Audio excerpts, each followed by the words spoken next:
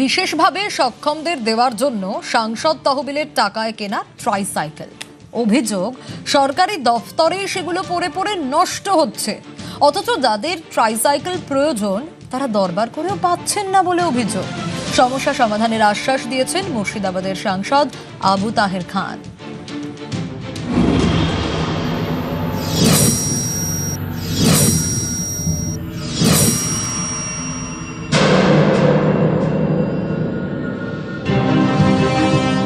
ঘরের মধ্যে শয়ে শয়ে ট্রাইসাইকেল পড়ে পড়ে জং ধরছে,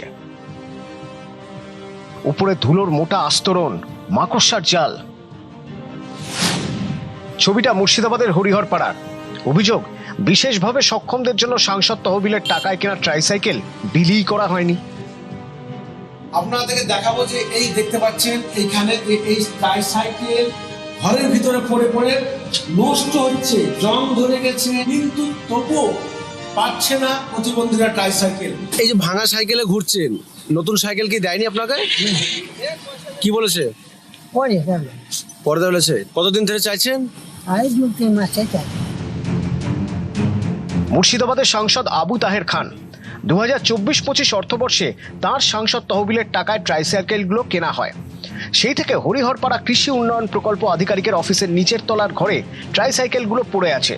অথচ আর্থিকভাবে পিছিয়ে থাকা বিশেষভাবে সক্ষমরা এই ট্রাইসাইকেলের জন্য বারবার দরবার করেও পাচ্ছেন না বলে অভিযোগ। এসছি আমার মায়ের জন্য। আমার মায়ের পা কাটার সময় আমি অফিসে দরখাস্ত দিয়েছিলাম একটা সাইকেলের জন্য, 3 চাকা সাইকেল। আমি আজ 2 বছর ধরে ঘুরছি, এই পর্যন্ত আমি একটা সাইকেল পেলাম। একবার ছেড়ে 4বার আমি এই কাগজটা জমা দিয়েছি জেরক্স করে, তবু আমি পেলাম না। এখন পর্যন্ত ওই তাহের খান যিনি এমপি আছেন তার মাল অযত্নে একেবারে ভেঙে চুরে যাচ্ছে, নষ্ট হচ্ছে। সরকারের কারো হেলদোল নেই, এমপিরও এ ব্যাপারে তদারকি নেই। এটা দুর্ভাগ্য। সম্পত্তি নষ্ট হচ্ছে দেশের, টাকাটা অ্যালট করলেই হলো না। এমপিরও তো দেখার দায়িত্ব প্রকৃত প্রতিবন্ধীরা পেলো কি না পেলো, এসব হেলদোল নেই। এতগুলো ট্রাইসাইকেল পড়ে পড়ে নষ্ট হচ্ছে, সে কথা মেনে নিয়েও আশ্বাস দিতে ভুলছেন না মুর্শিদাবাদের সাংসদ। এগুলো তো নতুন কেনা হয়েছিল এবং আমরা তো তখন কিনে কিছুটা ডিস্ট্রিবিউশন হয়েছে, আর কিছুটা এমএলএ সাহেব তার হেফাজতে রেখেছিল।